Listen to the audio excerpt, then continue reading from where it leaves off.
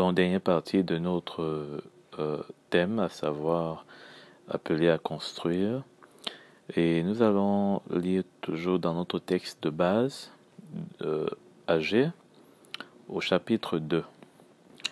Alors il est dit, le 21e jour du 7e mois, la parole de l'Éternel fut révélée par l'intermédiaire du prophète Agé, par le gouverneur de Juda, Zorobabel, fils de Shealtiel, et au grand prêtre Josué, fils de Jozadak, et au reste du peuple. Dis-leur, quel est parmi vous le survivant qui a vu ce temple dans sa gloire première?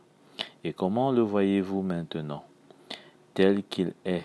Ne paraît-il pas comme rien à vos yeux? Donc, le Seigneur leur demande.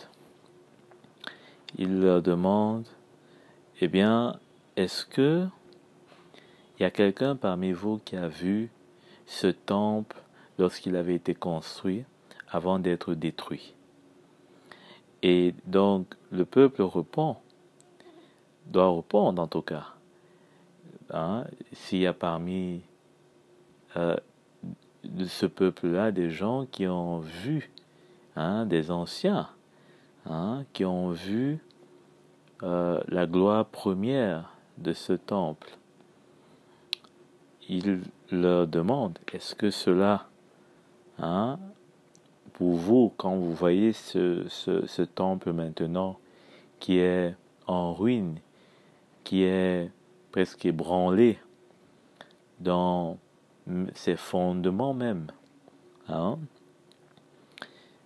eh bien, c'est sans valeur à vos yeux par rapport à ce que vous avez connu du temple avec le roi Salomon. Et déjà, à ce moment-là, j'imagine un peu, je me dis que oui, effectivement, les gens de ce temps-là devaient trouver que c'était vraiment terrible ce qui était devant leurs yeux. Mais le Seigneur voit au-delà de ce qui paraît ou de ce qui semble. Parce que quand on continue, il dit, maintenant fortifie-toi, Zorobabel, déclare l'Éternel. Fortifie-toi, Josué, fils de Jozadak, grand prêtre. Fortifie-toi, peuple entier du pays, déclare l'Éternel. Et travaillez, car je suis moi-même avec vous, déclare l'Éternel, le Maître de l'univers, conformément à l'engagement que j'ai conclu avec vous. Quand vous êtes sortis d'Égypte, mon esprit est au milieu de vous. N'ayez pas peur. On voit comment est-ce que le Seigneur leur parle, leur montre quelque chose dans l'esprit. Parce que quand il leur montre ce qui a été, il leur rappelle ce qui a été.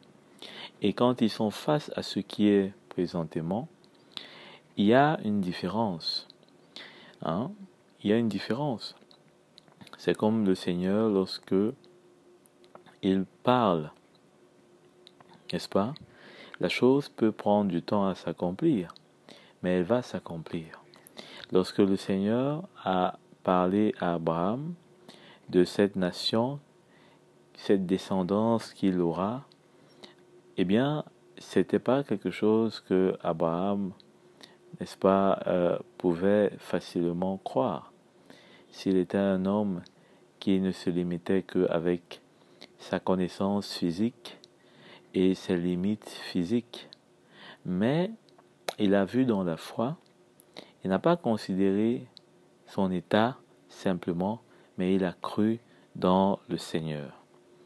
Et nous aussi, c'est à cela que nous devons arriver, à voir au-delà de ce qui est visible. Parce que pour construire dans la maison du Seigneur, on a besoin de foi. La foi, sans cela, nous ne pouvons pas être agréables au Seigneur. Et cette foi, nous avons encore plus besoin alors que nous sommes n'est-ce pas, dans cette construction.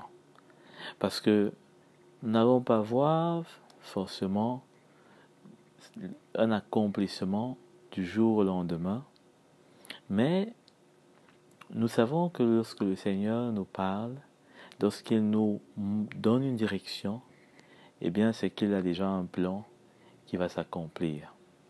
Et ici, il les encourage. Il leur dit, fortifiez-vous.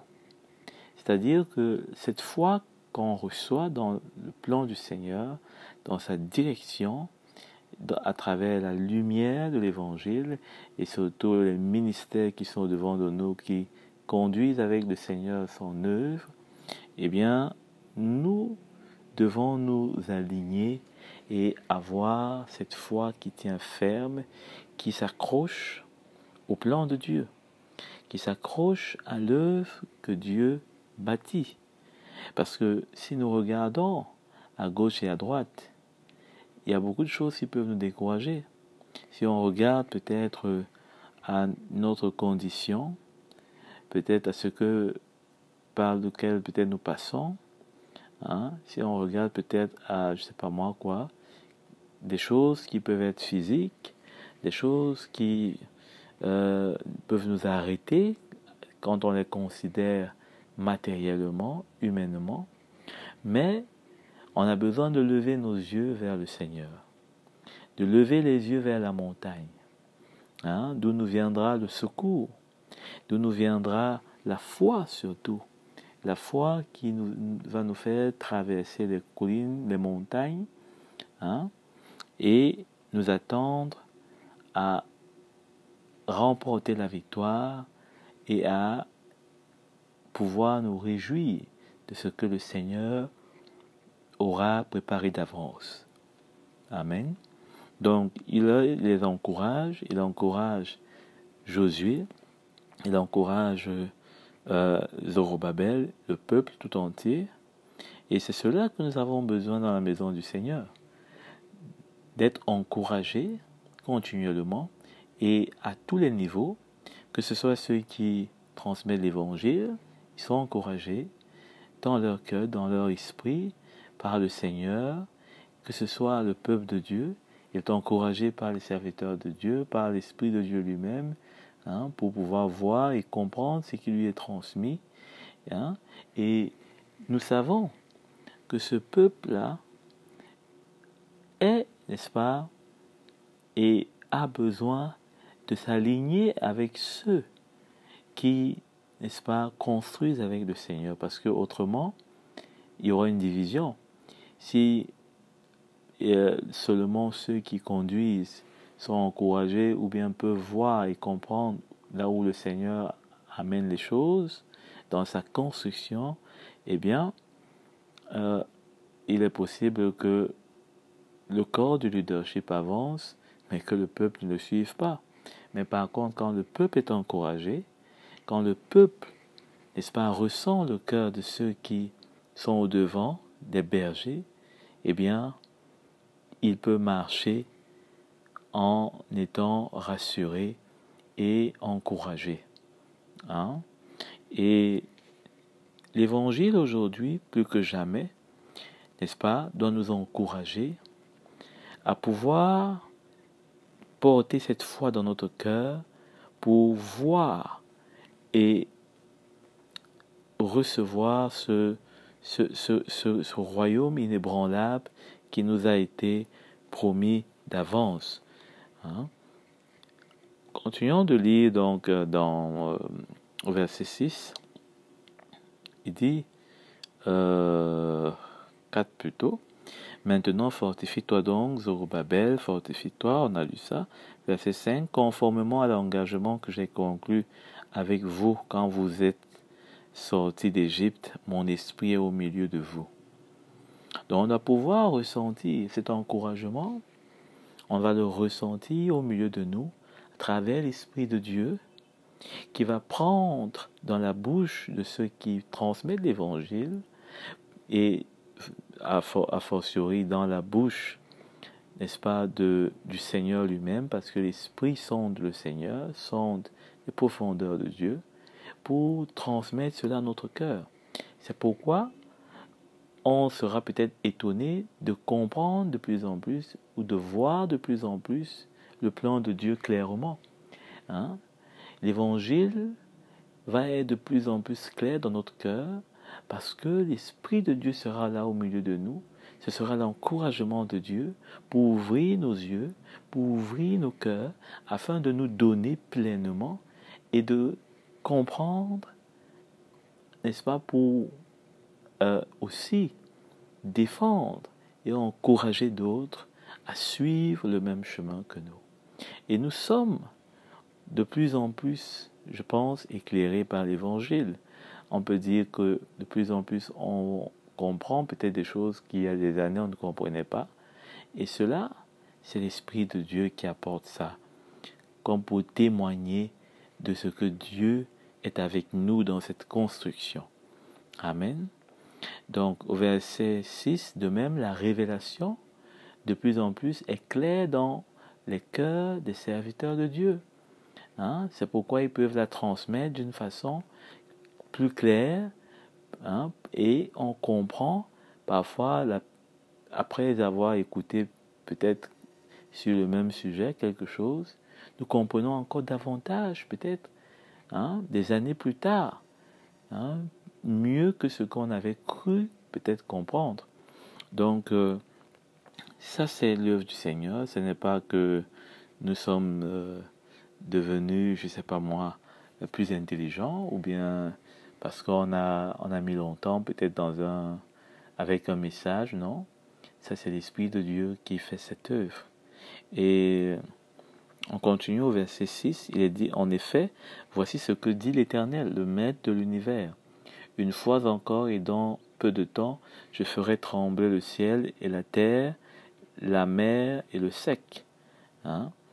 Je ferai trembler toutes les nations, les trésors de toutes les nations afflueront et je remplirai de gloire ce temple, dit l'Éternel, le Maître de l'univers. L'argent m'appartient, l'or m'appartient, déclare l'Éternel, le Maître de l'univers. La gloire de ce dernier temple sera plus grande que celle du premier, dit l'Éternel, le Maître de l'univers.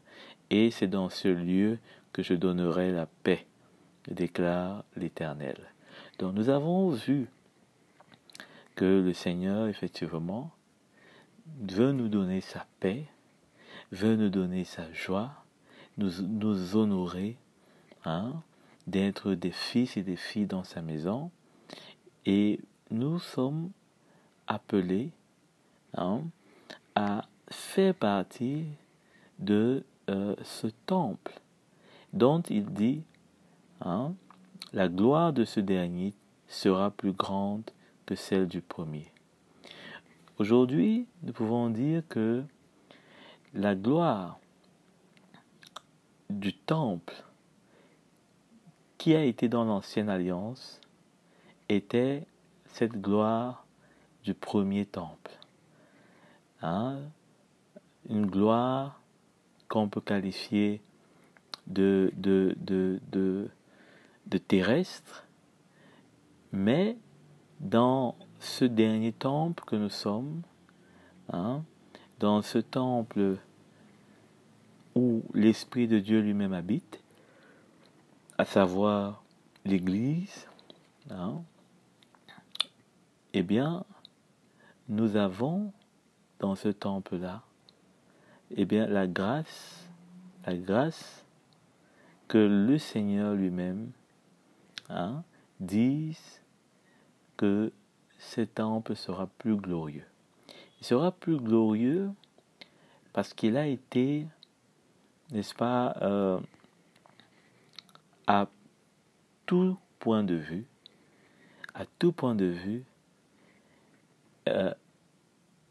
établi, bâti d'une façon excellente et merveilleuse. Et ce bâti, c'est d'abord celui qui est la pierre de ce temple. Quand on voit dans l'Ancienne Alliance, on nous parle de la pierre angulaire.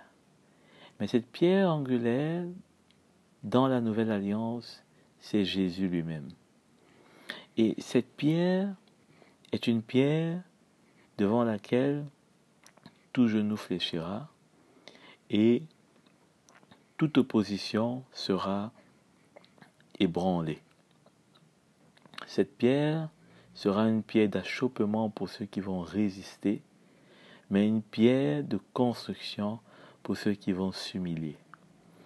Et c'est un temple, ce dernier temple aura et a déjà, même pour prêtrise, un souverain sacrificateur qui est éternel. Il n'y a plus de mort, il n'y a plus d'odeur de mort, ni de sang d'animaux, mais tout est parfait, tout est merveilleux. Quand on lit le texte de Hébreu, on voit et on se rend compte comment est-ce que dans ce dernier temple, tout est parfait. Le sacrificateur est un sacrificateur pour toujours, selon l'ordre de Melchisédek, c'est-à-dire Jésus lui-même. C'est un sacrificateur qui, n'est-ce pas, compatit à nos souffrances et à nos besoins, à nos faiblesses. Il intercède pour nous auprès du Père, devant qui il trouve faveur, parce que au travers de son sang qu'il a versé, il a obtenu pour nous la justification et la rédemption. Il a vaincu la mort. Donc, il y a dans ce dernier temple, tous les attributs de la perfection. Il a fait de nous des sacrificateurs, non pas selon des ordonnances terrestres, mais selon des ordonnances éternelles et spirituelles, pour Dieu le Père. Et nous sommes, n'est-ce pas, nous-mêmes, les sacrifices, par nos vies, de bonne odeur, que le Père agrée, parce qu'il nous est dit que ce n'est pas les sacrifices qui plaisent au Seigneur, mais c'est l'obéissance au-delà. C'est l'obéissance qui vaut mieux que les sacrifices devant le Père. Et par son esprit en nous, il nous a rendus capables de marcher et d'obéir à sa loi nouvelle, celle de l'amour, qui nous demande, n'est-ce pas, de prendre pour modèle l'amour qu'il a manifesté à la croix en donnant sa vie lui-même, sans que personne ne l'arrache, mais, n'est-ce pas, avec joie, parce que sachant qu'il était en train de la semer afin de la moissonner 3 jours plus tard, de cette vie terrestre, la vie de l'esprit, la vie de résurrection. Et nous vivons aujourd'hui au travers de cette vie, alors que nous sommes en lui, et que nous participons avec lui à faire aussi, n'est-ce pas, cette offrande de nos vies, cette offrande chaque jour de notre vie qui est moissonnée dans la mort de la chair, qui est semée dans la mort de la chair et moissonnée dans la vie de l'esprit.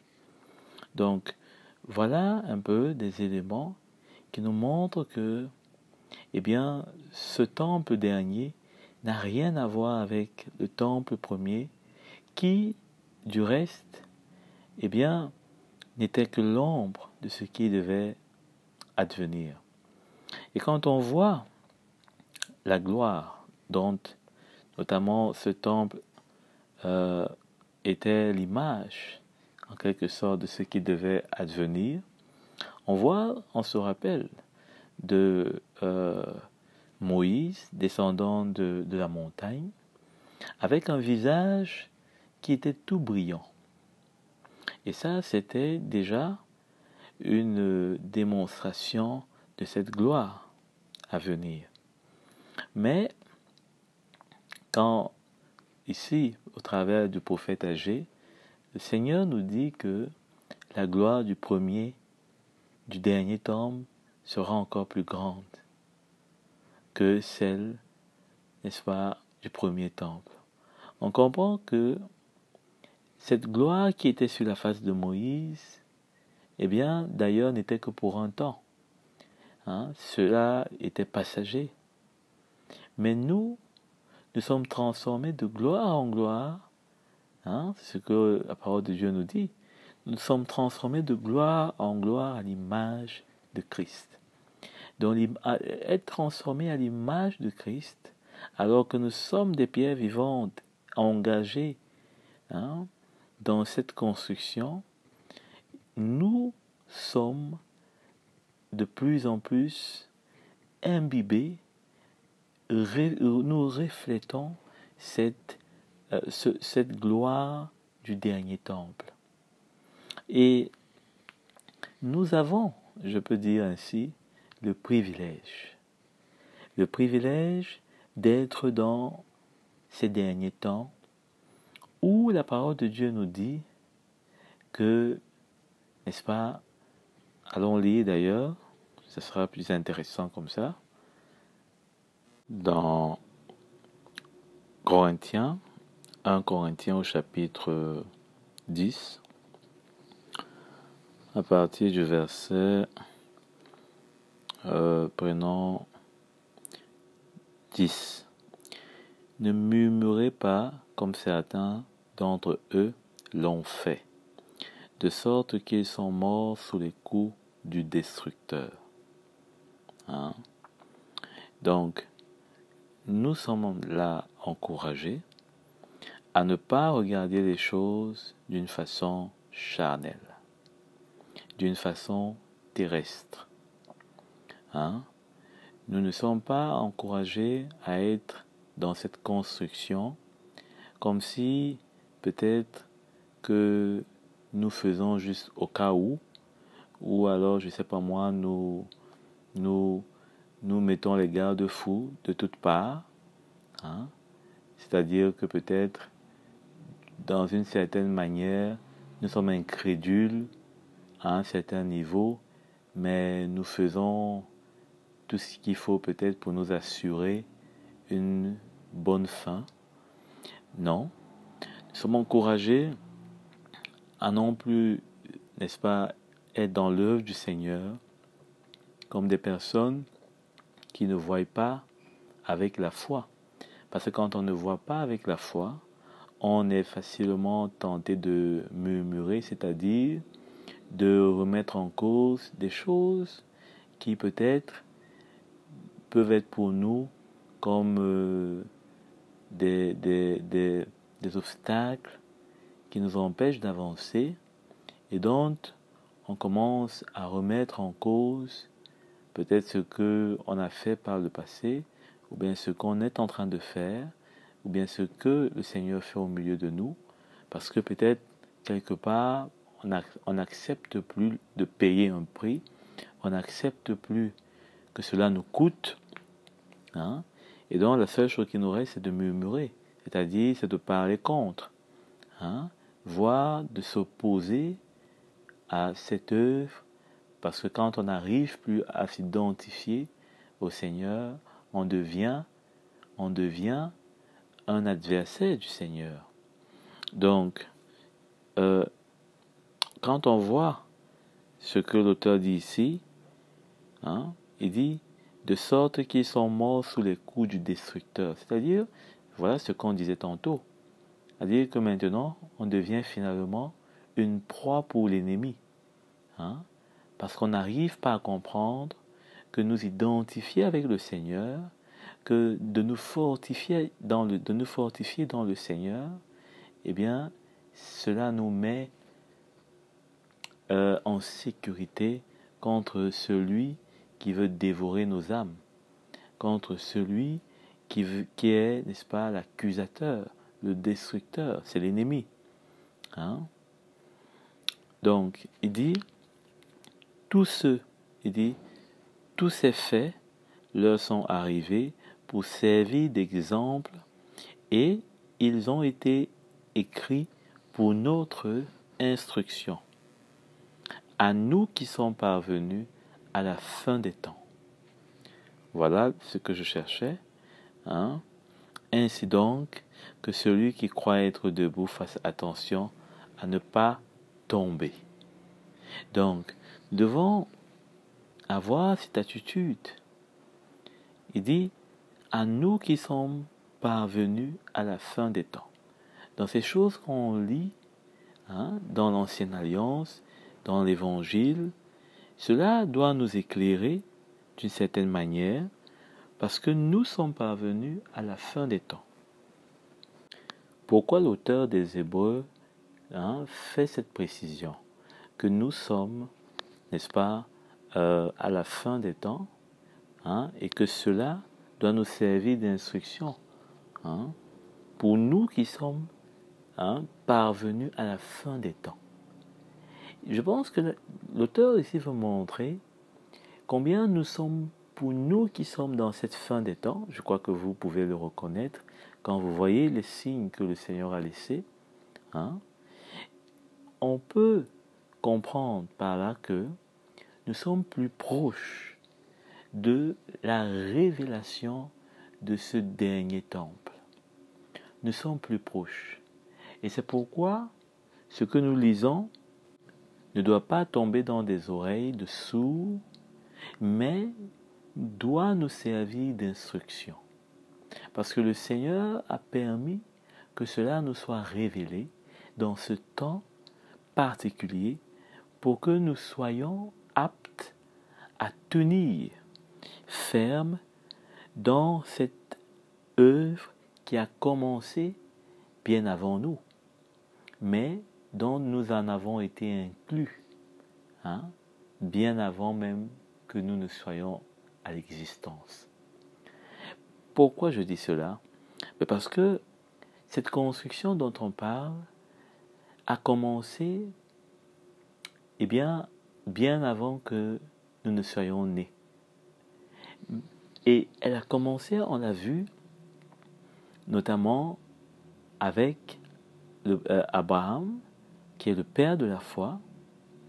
Puis, on voit d'une façon matérielle comment le roi David, puis le roi Salomon ont construit le premier temple. Et ce premier temple, on voit que David était un homme lui aussi de foi, puisque c'est lui qui a eu ce désir de bâtir le temple du Seigneur. Un temple qui était digne de son Dieu, parce que lui qui était roi pouvait habiter dans des maisons qui étaient d'un ordre, n'est-ce pas, de beauté et de grandeur élevé par rapport à où la tente d'assignation se trouvait. Et David avait trouvé que cela n'était pas juste, que lui, un homme, soit dans une bâtisse qui soit élevée au devant des hommes, et que là où la présence de Dieu à l'époque résidait, soit dans un endroit qui soit moins important, moins considérable. Et c'est là que cet homme, même si il n'a pas achevé l'œuvre qu'il voulait, puisque on se rappelle que Dieu lui avait dit que ce n'est pas lui qui construirait ce temple après ce qu'il avait commis.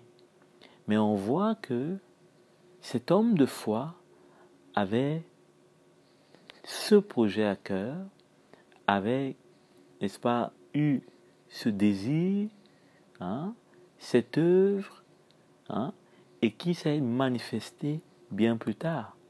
Et on se rappelle, hein, qu'avec ce qu'on a lu, bien que ce temple ait été détruit, mais on se rappelle qu'il a été reconstruit avec Zorobabel, avec Josué, hein, lors de sa première destruction, et d'autres ont continué de construire ce temple. Donc cette construction, c'est une construction qui s'est faite à travers les âges, à travers les années, mais cela s'est toujours fait à travers l'Esprit de Dieu.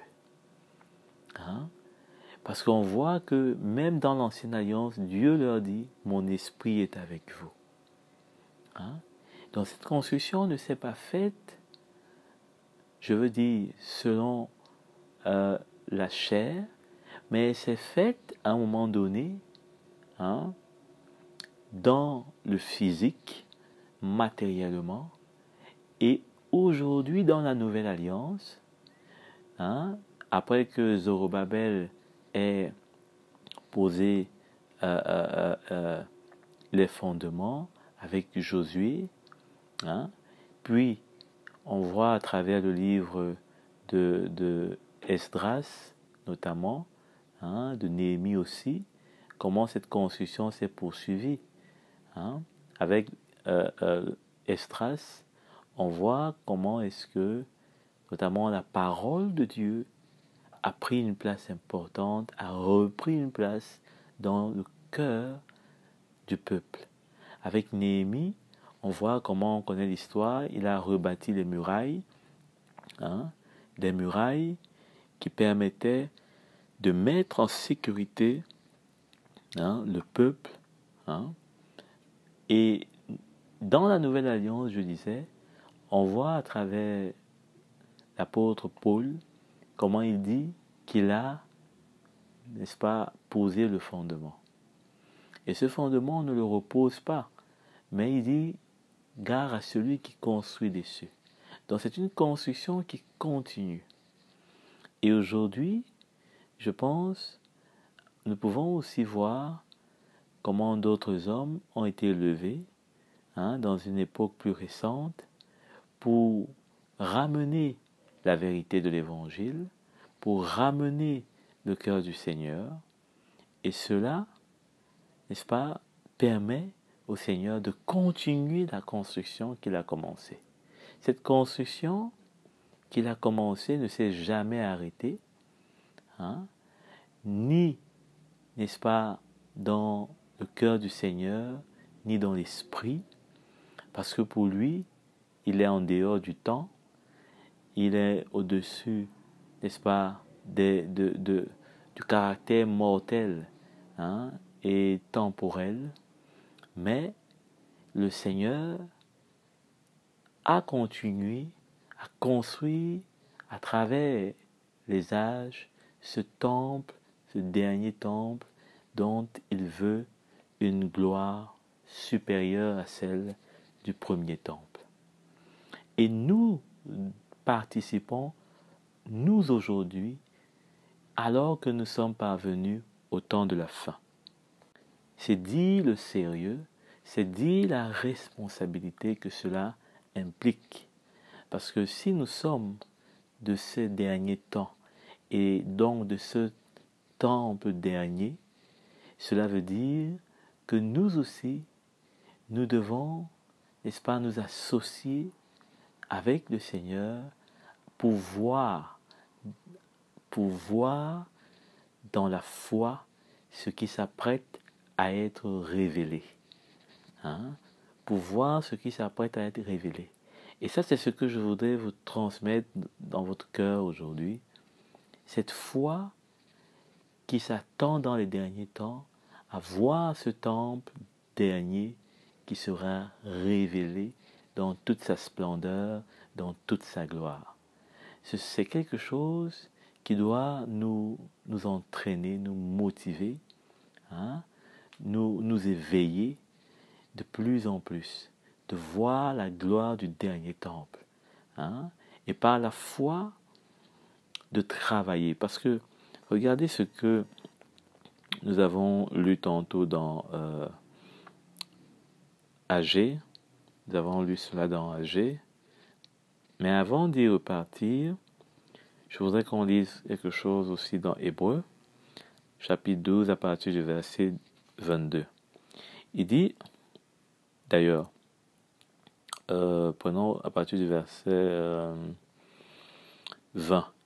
Il ne supportait pas, en effet, cette consigne. Si même une bête touche la montagne, elle sera lapidée. Le spectacle était si terrifiant que Moïse a dit, je suis épouvanté et tremblant de peur. Hein? Donc, ici, on voit comment la gloire a été, d'une façon, dans l'ancienne alliance, quelque chose qui était effrayante, quelque chose qui était même une source de mort pour ceux qui n'avaient pas le droit de s'y approcher. Hein? Moïse, n'est-ce pas, avait eu le droit de s'y approcher, et quand il est redescendu, son visage qui avait contemplé, hein, d'une certaine manière, l'ombre de la gloire de Dieu, eh bien, avait été éclairé. Hein? Mais nous, aujourd'hui, le Seigneur ne nous fait pas approcher de lui en ayant, n'est-ce pas, la peur, en ayant la terreur dans nos cœurs.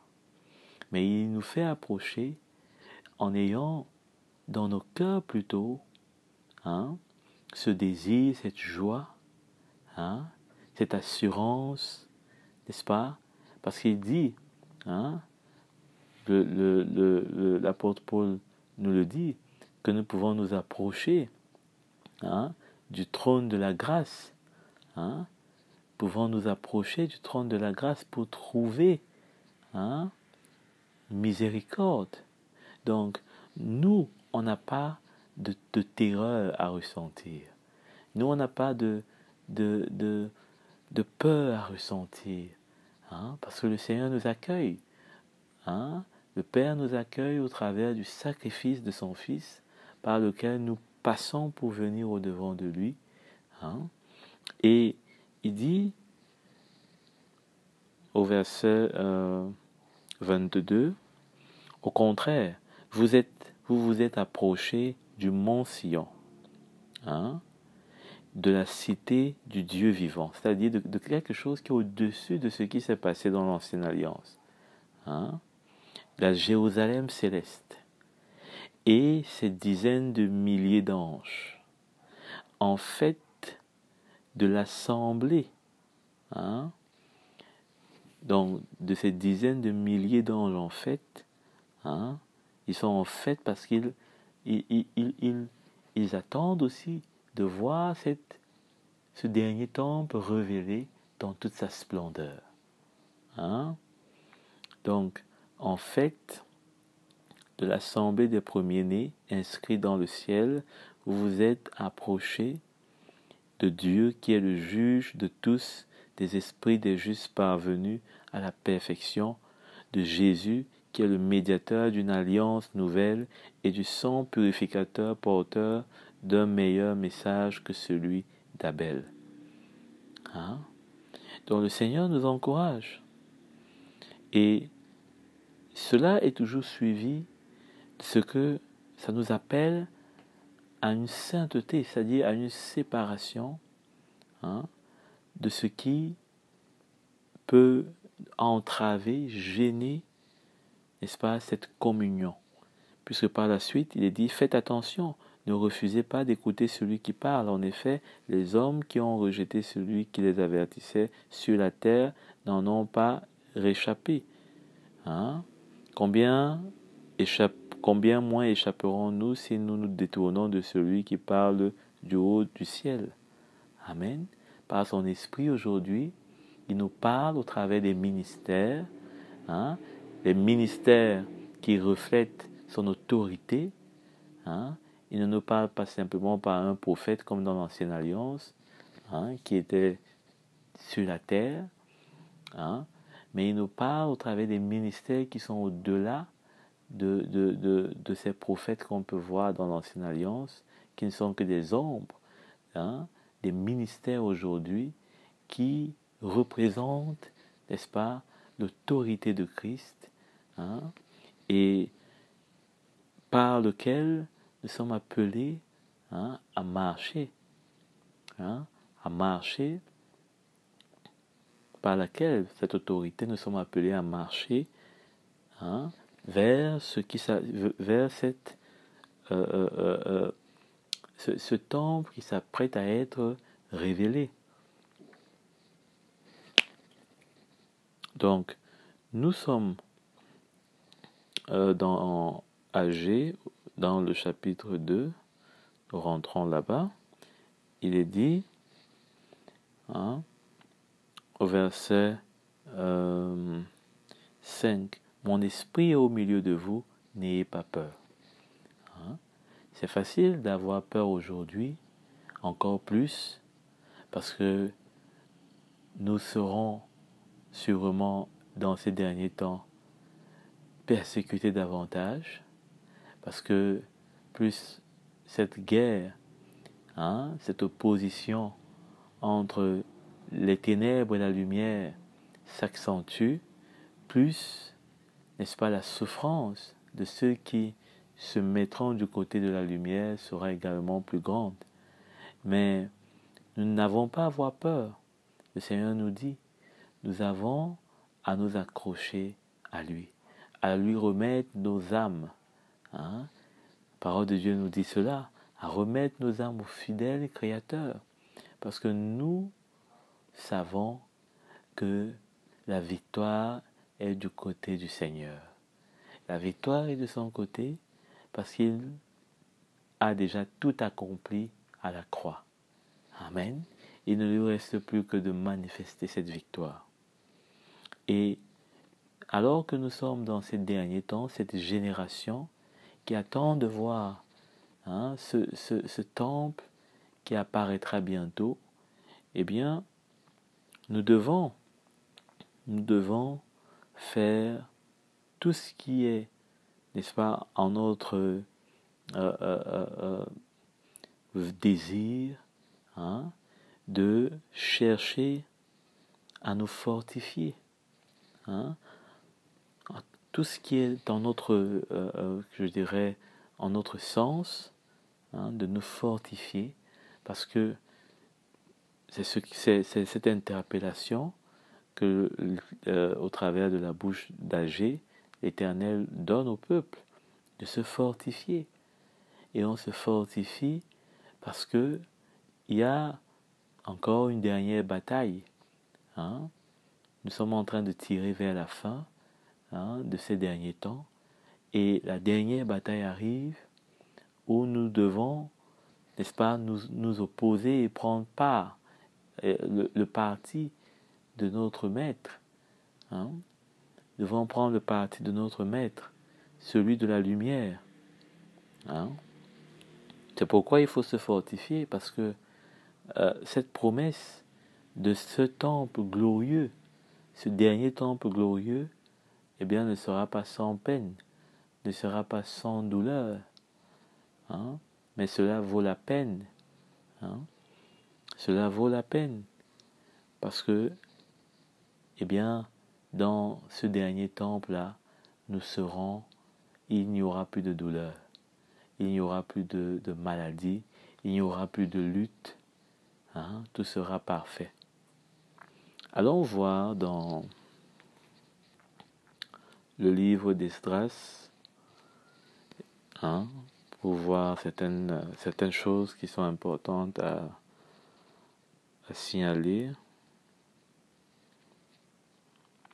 Esdras, le chapitre,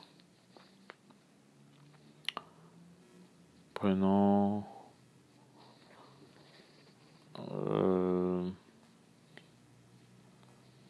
4, ou plutôt 3.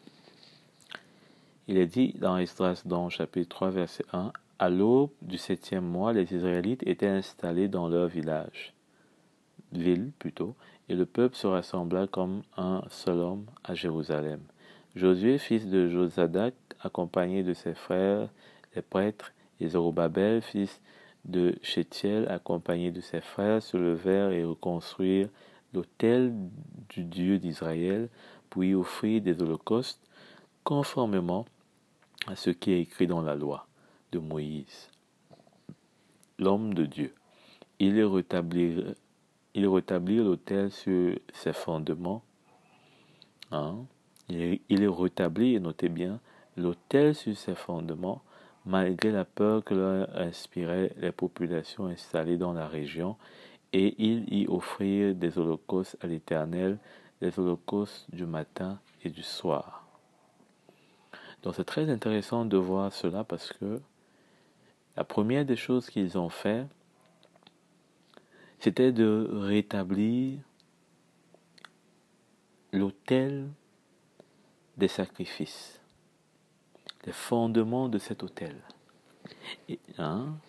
Et la chose qui est très intéressante ici au verset 3, il dit « Ils rétablirent l'autel sur ses fondements ». Donc les fondements, le fondement, je dirais, dans la nouvelle alliance, c'est Jésus. Il est le fondement. Et ce fondement-là n'a jamais disparu. Aujourd'hui, on parle du message de la croix. Aujourd'hui, on parle de l'évangile avec juste une lumière que le Seigneur ramène pour éclairer de nouveau ceux qui sont dans ce dernier temps. Mais cet évangile ou ce message n'est pas nouveau, n'a jamais été quelque chose qui, je ne sais pas moi, apparaît au XXIe siècle. Non. Il a été prêché par les apôtres, il a été annoncé même par les prophètes dans l'Ancienne Alliance. Donc, aujourd'hui, à travers ce qu'on lit, on voit que la révélation du message de la croix de Jésus, c'est cet autel-là qui est de nouveau rétabli sur ses fondements, c'est-à-dire Jésus-Christ. Donc, c'est cette croix, Jésus-Christ crucifié, qui, aujourd'hui, est rétabli sur ses fondements. C'est la première des choses qui a besoin, dont l'Église a besoin, dont ce temple dernier a besoin. Ensuite, au verset 8, il est dit le 2e mois de la 2e année après leur arrivée à la maison de Dieu à Jérusalem, Zorobabel, fils de Shétiel, Josué, fils de Josadak, ainsi que le reste de leurs frères, les prêtres, les Lévites, et tous ceux qui étaient revenus de déportation à Jérusalem, se mirent à l'œuvre. On chargea les Lévites, âgés de 20 ans et plus, de surveiller les travaux de la maison de l'Éternel. Josué, accompagné de ses fils et de ses frères, Cadmiel, accompagné de ses fils et des Judéens, s'occupèrent tous ensemble de surveiller ceux qui travaillaient à la maison de Dieu. Il y avait aussi les fils de Enadad avec leurs fils et leurs frères, les Lévites. Bon, ici on voit que il y avait des Lévites âgés de 20 ans. Comme pour dire que 20 ans, ce n'est pas l'âge où on doit chercher, parce qu'on est jeune, à faire sa vie, à tracer sa vie. Et on va voir après servir le Seigneur. Non. Ici, on voit des Lévites qui, à 20 ans, étaient des Lévites, c'est-à-dire uniquement attachés, occupés au temple, aux choses du temple. Et c'est pourquoi je pense que on ne doit pas négliger les petits, les jeunes qui sont autour de nous avec ce qu'on entend par rapport au Seigneur, à cette construction, hein, à tout ce que le Seigneur a investi comme lumière dans la vie du peuple de Dieu. On ne doit pas négliger de transmettre cela aux enfants, aux plus petits, peut-être d'une manière qu'ils peuvent digérer, mais de ne pas faire comme si ce n'était pas pour leur âge, parce qu'on ne connaît pas quand est-ce que l'ennemi, le destructeur, lui, il envisage mettre la main sur eux. Peut-être qu'il envisage mettre la main sur eux plus tôt que vous ne pensez partager cet évangile, cette lumière que vous recevez avec ces petits-enfants, hein, ou avec ces jeunes enfants. C'est vrai que c'est difficile, mais je pense que le Seigneur peut nous équiper s'il voit notre cœur pour faire notre part et lui-même se fera le reste. Amen. Donc c'était juste une parenthèse. Et ici il est dit au verset 10, lorsque les maçons posèrent les fondations du temple de l'Éternel, on disposa les prêtres en costume avec les trompettes et les lévites descendants d'Asaph avec les cymbales, afin qu'ils célèbrent l'Éternel d'après les directives de David, roi d'Israël. Hein? Donc, ils ont posé, hein, les fondations du temple. Pas de l'autel des sacrifices. Là, maintenant, c'était du temple. L'autel des sacrifices, c'est autre chose. Là, on parle de la révélation.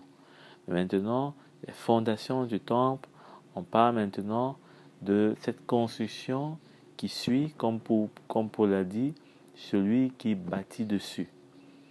Hein?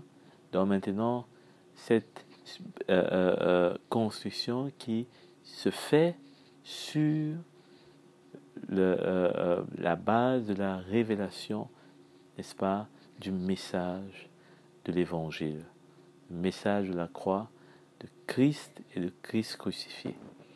Donc voilà un élément qui était important à préciser pour dire que, eh bien, cette construction a besoin de ces deux éléments, hein, de cette révélation qui est posée et de cette construction qui se fait sur cette révélation, et que rien ne puisse, hein, prendre nos cœurs, saisir nos cœurs à part cela. Hein. Rien ne soit plus intéressant que cette révélation, rien ne soit, hein, en dehors de cette révélation, parce que de cette révélation va dépendre la beauté de ce temple dernier.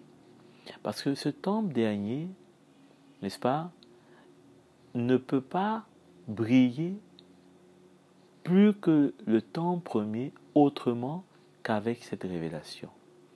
C'est-à-dire que cette révélation va apporter, hein, cette beauté dont le Seigneur, on l'a vu dans Agé, dit qu'elle sera encore plus glorieuse. Hein? Donc, nous savons que nous sommes, en tant que l'Église, nous sommes le temple du Seigneur. Hein? Nous sommes son temple. Et étant son temple, nous sommes appelés à porter cette gloire. Parce que n'oublions pas que l'apôtre Paul dit que nous sommes en Christ. Hein? Nous sommes en Christ. Et allons lire un dernier texte, je pense, dans Apocalypse, au chapitre 21, à partir du verset 22.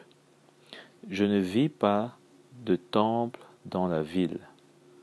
Ça part de la Jérusalem nouvelle, la nouvelle Jérusalem. Hein? Donc, cette ville nouvelle, hein, ce royaume de Dieu, hein, parce que Jérusalem était le symbole du du royaume, la capitale, hein, du peuple juif.